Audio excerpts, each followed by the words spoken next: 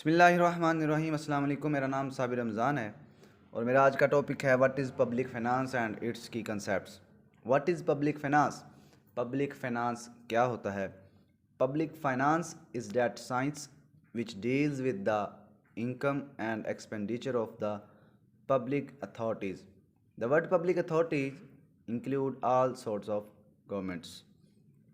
Public finance एक science है जो गवर्नमेंट या पब्लिक हुकाम के इनकम और एक्सपेंडिचर को डील करती है, उसकी आमदनी और अखराजात को डील करती है। और पब्लिक अथॉरिटीज़ में वो तमाम अदारे आ जाते हैं जो गवर्नमेंट के अंदर वर्क कर रहे हों। मिसाल के तौर पर कोई सरकारी स्कूल हो गया या कोई सरकारी अस्पताल हो गया या कोई सरकारी अदारा, पुलिस वगैरह, इस तरह के अदारे जो भी हैं वो तमाम उनके अखराजात और आमदनी को पब्लिक फ़ाइनेंस डील करती है।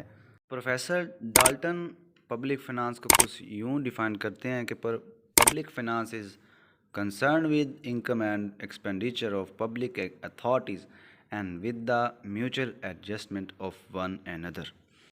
डाल्टन के मुताबिक पब्लिक फ़ाइनेंस का ताल्लुक सरकारी हुकाम की आमदनी और अखराजात और एक दूसरे की बाहमी एडजस्टमेंट से है।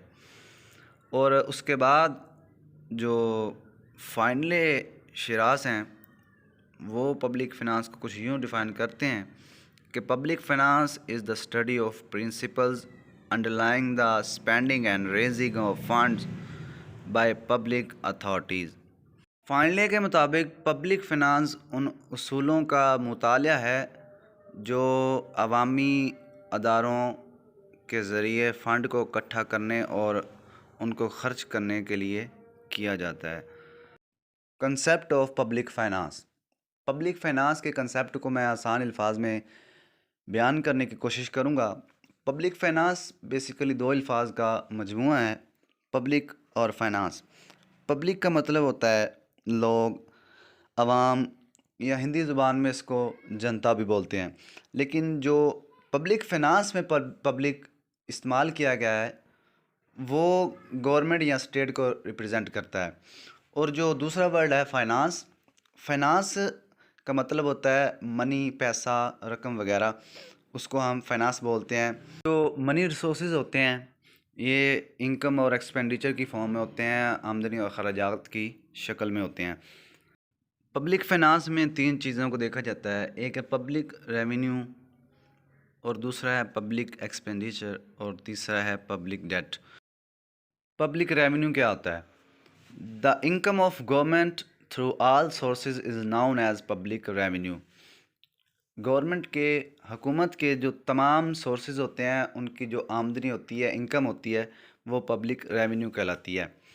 रेवेन्यू मुख्तलिफ जो ज़राए होते हैं या सोर्सेज होते हैं और मेथड्स होते हैं जिनकी मदद से गवर्नमेंट अपना रेवेन्यू इकट्ठा करती है, उन सबको पब्लिक रेवेन्यू डील करती है।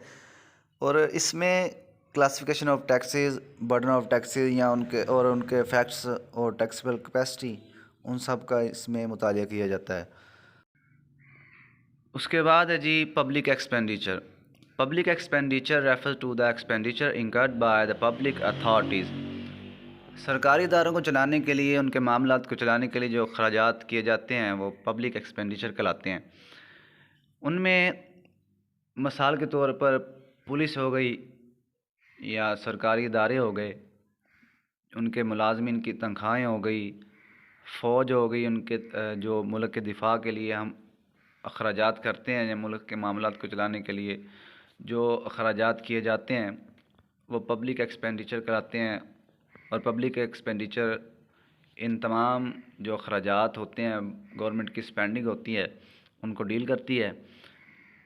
पब्लिक एक्सपेंडिचर में जो पब्लिक एक्सपेंडिचर की क्लासिफिकेशन हो गई, उसके इफ़ेक्ट हो गए, गवर्नमेंट की जो पब्लिक एक्सपेंडिचर पॉलिसीज़ हो गई और उसके ट्रेंड्स हो गए, उन सब का पब्लिक एक्सपेंडिचर में मुतालिया किया जाता है।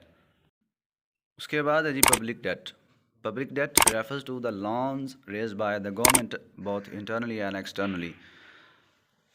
गवर्नमेंट जो अपने कर्ज़े लिए होते हैं उसकी पेमेंट करने के लिए जो दोबारा डेट लेती है उसको हम पब्लिक डेट कहते हैं।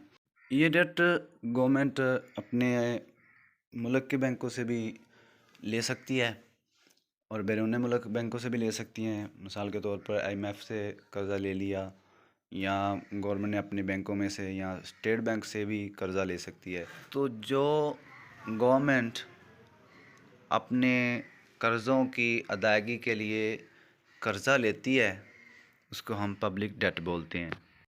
ये छोटा सा कंसेप्ट था पब्लिक फ़ाइनेंस का। होपफुली आपको समझ आ गया होगा। दुआओं में याद रखिएगा। अल्लाह हाफ़िज़।